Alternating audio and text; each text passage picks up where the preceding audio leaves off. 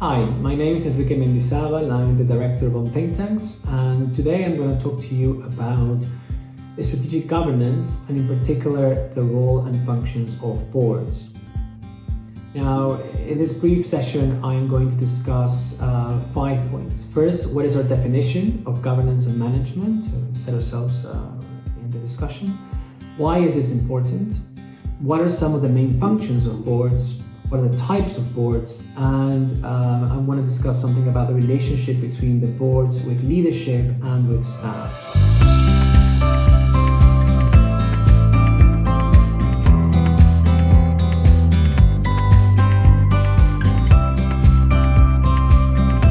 So what do we mean by governance and management? When I refer to governance, I mean the organizational arrangement, the way that the various parts of the organization are brought together and the rules of those interactions. So these parts might be the board, the executive director, a senior management team, the directors or the head of communication that make up that senior management team, their teams, any other stakeholders, etc. These rules affect the nature and style of how the organization is managed. And by management, we mean the practical aspects of the organization's functioning. That is the team and project composition, the coordination between them, staffing arrangements and decisions, line management arrangements. In other words, management is what allows the organization to deliver its mission. Why is this important? Good governance underpins good management. Right? If the board is a mess, if the rules between the entities of the organization are unclear, it is very hard for a good manager to do his or her job. And good management is fundamental to deliver the think tank mission. I think we tend to think that to be a good think tank, to be a successful think tank, you need to have lots of good researchers. But that's part of the story. You need good managers, fundamentally. And poor governance and poor management affect the think tank capacity to do many things. It affects their capacity to engage with their funders and to take advantage of their support. It affects their capacity to manage funding effectively, if they do have it.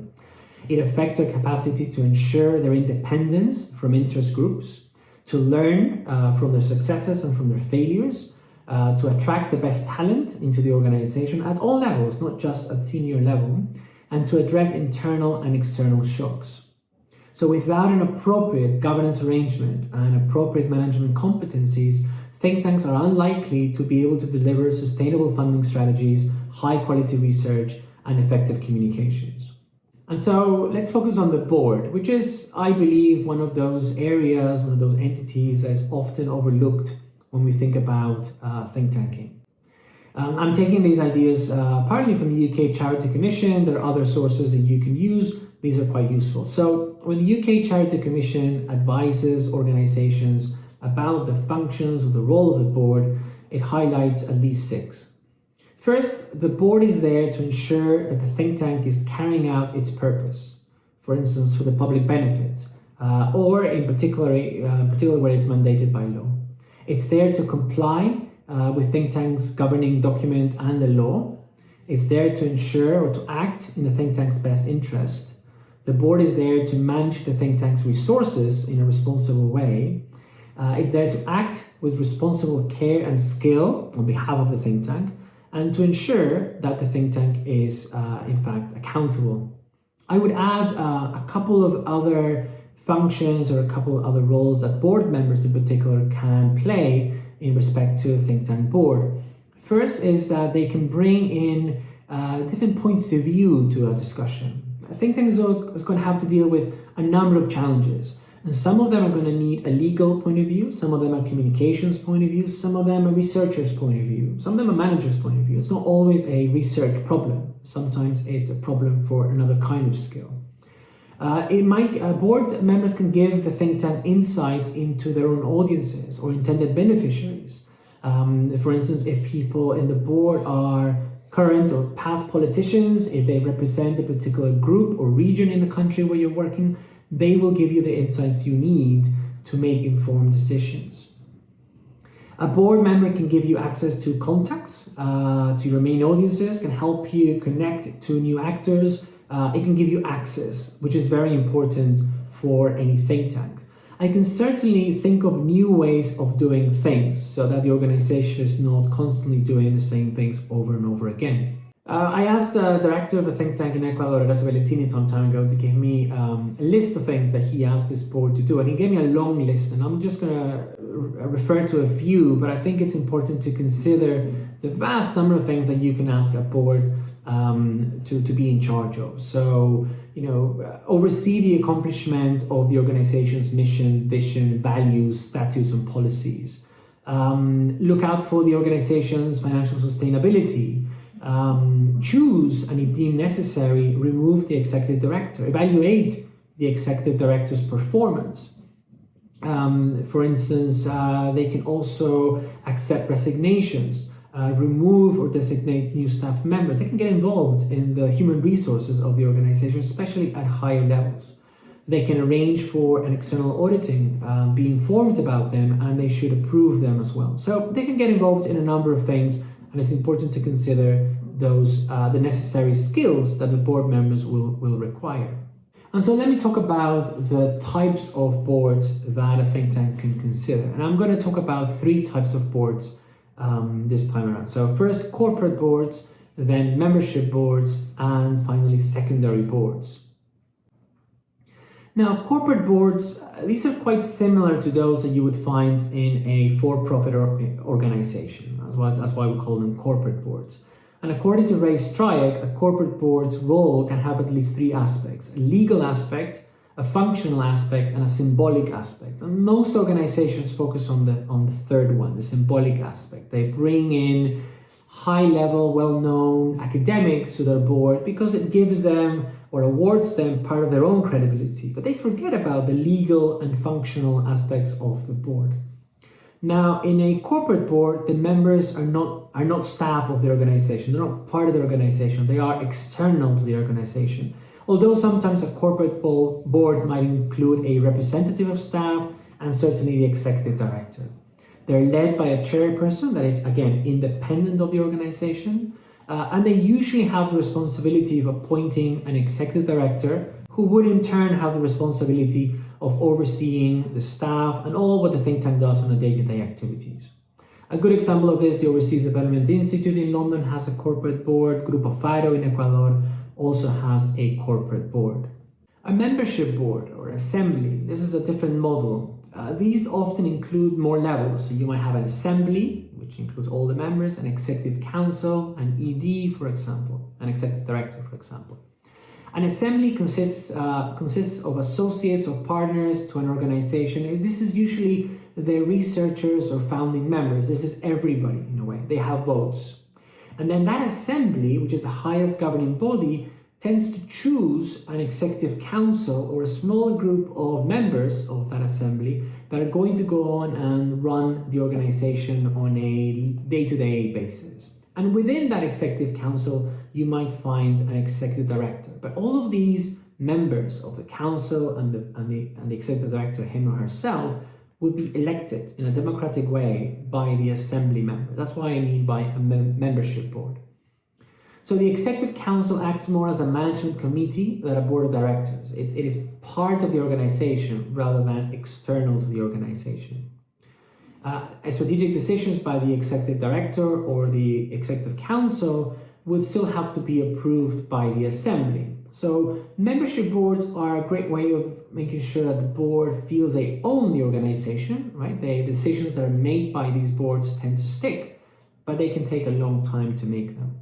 The Instituto de Estudios Peruanos in Peru, for example, has a membership-led board. And then there are secondary boards. These are boards that can support or replace some of the functions of official boards. And they include, for example, advisory boards or councils. They can be national or international advisory boards. Program-specific technical boards. Maybe a particular program in your organization is large enough, is complex enough, it requires somebody to come in and help you out, give you some advice, so you might have a board only for that program. It could be a funders board or a funders circle or council. This is a way of keeping funders outside of your main board, of your official board, and giving your board some independence from the money that you receive.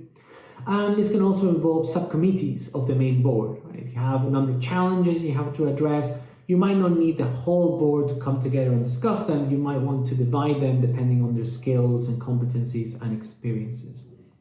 These secondary boards differ from the board of directors in that they do not need to get involved in core functions of the organization. So unlike a board of directors, these boards do not have fiduciary responsibility and so would not be responsible for the institution's audits or state of its finances. Now, these are all bits of information, sort of options. So is there any suggestion about how to put together a board of directors? Yes, so let me suggest a few. First, let me talk about size. The advice here is make sure that the size of the board is manageable. If you're a small organization, think about 5-7 members. If you're much larger, maybe start with 10 and then move on from there. There's no need to have a very heavy top, right? The board is there to help the organization and should be appropriate to the size of the organization. Another thing to consider has to do with the skills of the members of the board, right? It's not enough for them to be brilliant at the issues that you are addressing. They don't need to be the experts on health policy or education policy or fiscal policy. Your researchers are the experts. The board needs to be skilled in being a board member. They need to be skilled in management of organizations, in the finances of organizations, in communication of research, in legal matters. So it's very useful to have people who know how your organization, the type of organization that you're leading, if you're at the ED, work. Right? They will help the ED. The roles are many. Make sure that those skills reflect the roles you want the board to perform. So legal roles, financial roles, intellectual for sure. But principally, the board is there to support the executive director and senior management to deliver the mission. It's not there to audit them, it's there to help them deliver the mission that the board itself has approved. What about the involvement of the board? This is up to you, and you can decide with your board how much they want to be involved, but it could involve annual meetings, annual engagements, more strategic, ad hoc engagements on demand, for example. You need to consider if the board is going to be a passive or active representative of your organization. Are they going to go out there, speak on behalf of the organization, write op-eds, go to events, advocate, fundraise for you whenever they want? Or do they have to coordinate these things with you, the executive director, or with senior researchers or staff? And finally, I think it's worth considering a combination between the corporate and membership board and secondary boards that might supplement what the main board cannot do. So for instance, if you have a membership board, that's great, but why not put together an independent, international or national advisory board that allows you to bring some of the skills that your assembly members just do not have. Right? And finally, let me say something about the relationship between the boards and think tanks. Simon Maxwell, the former director of ODI, like to emphasize the following, that sometimes staff and the director think that the think tank belongs to them, that the think tank is theirs. This is not true. The power is with the board, right? The boards own the organization and they have the power to shape it. But of course, the staff are doing most of the work on the strategy. And they're working through the strategy by doing analysis and presenting the board with advice and ideas that might lead to changing it, right? So there's a power balance that needs to be struck in the relationship between the board and the executive director and staff. So let me say something about the relationship between the ED or senior management with the board. There's a balance to be struck here, as I've just said. First, the ED needs to recognize that he or she works for the board. But the board needs to recognize that they have to be supportive of what the ED recommends and suggests. So the board should own the think tank, but it should do it by taking direct responsibility for some things, like appointing, managing, or replacing the executive director, but also by supporting the executive director in building his or her senior management and his or her vision for the organization. They should be supportive by opening spaces for the ED and senior management and others to deliver the think tank's mission. And of course, the ED has the power to shape the board by shaping its membership and shaping its sense of ownership. Now, the relationship between the board and the staff is one of those things that often goes unnoticed. Many staff members, when we interview them, when we talk to them, say, well, I never met a board member. I don't know who they are. And I think this is a mistake. I think that the relationship between staff members and board should be one that is much closer. So again, a balance needs to be struck between understanding what the researchers are arguing and imposing the views of the board on the think tank's agenda. The board should not be kept out of sight. They can provide a sounding board to researchers' ideas. They can often offer middle managers and team leaders advice and support on more practical issues. They can act as moderators, as panelists in the events that the organization might host, and at times even they might be involved in a project as an advisor or even as an expert. So staff should think of the board as an audience or as part of their overall audiences. Now, to actively support the board, you might need to ask yourself a few questions, right? So if you want to ensure that the think tank is carrying out its purpose, if you want the board to ensure that the think tank is carrying out its purposes, you have to ask yourself, do the board members understand what our think tank does and how we try to deliver the mission? If the board is supposed to ensure that the think tank complies with its governing document and law, then ask yourselves, is the board aware of our government documents and is it aware of the law? If you want the board to act in our best interest, then make sure that they are aware about what you're working on, what issues you are trying to address and trying to solve.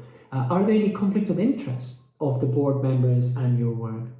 If you want the board to manage the think tank's resources responsibly, then are they aware of the risks that you face? Are they on top of the financial health of the organization? And if you want the board to act with reasonable care and skill on behalf of the organization, then ask yourselves if they have the right skills, if they have the right competencies and experiences that the think tank needs to deliver its mission. And finally, if you want the board to ensure that the think tank is accountable, then ask yourself if they're able to hold the think tank leadership to account.